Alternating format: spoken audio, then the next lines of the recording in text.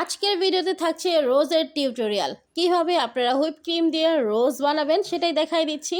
প্রথমে আপনারা ঠিক এইভাবে বেস তৈরি করে নেবেন। এরপর ফুলের কলি দিয়ে নেবেন। আর রোজ নজেল আমি আজকে নিয়েছি 124 নাম্বার রোজ নজেল, এবং চিকন সাইডটা থাকবে উপরে এবং মোটা সাইড যেটা থাকে আপনারা দেখলেই বুঝতে পারবেন, যেটা একটু বেশি মোটা সেটা থাকবে নিচে। এরপর ঠিক একটার পর একটা এইভাবে ছোট হাতের এনের মতো করে পাপড়ি দিয়ে যাব। আপনারা নিশ্চয়ই ভিডিওতে দেখে কিছুটা হলেও বুঝতে পারতেছেন। বাকিটা প্র্যাকটিস করতে করতে শিখে যাবেন।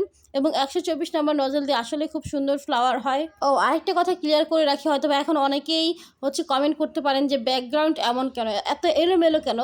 আসলে আমি মাত্র ক্লাস শেষ করেছি এবং আমার কিছু ক্রিম বাকি ছিল, তাই সেটা ফেলে না দিয়ে ভাবলাম আপনাদের সাথে রোজ টিউটোরিয়ালটা শেয়ার করি। আর এদিন কিন্তু আমি ক্লাসে রোজ বানানোটা শিখিয়েছি, তাই রোজ নজল দিয়েই আমি রোজটাই তৈরি করে দেখাইলাম আজকে। তো এই যে রোজ তৈরি করা হয়ে গিয়েছে, এখন আমি একটি কেচির সাহায্যে রোজটা উঠিয়ে নিলাম এবং একটা বাটির মধ্যে সেট করলাম। যেহেতু আমার কেক ডেকোরেশন করা শেষ, আমি এক্সট্রা ক্রিম দিয়ে জাস্ট একটা ক্রিম তৈরি করেছি এবং এটা ডিপ ফ্রিজে রেখে আমি সেট করে নেব। তো এইটুকু ছিল আমার আজকের ভিডিও। সবাই ভালো থাকবেন, আল্লাহ হাফেজ।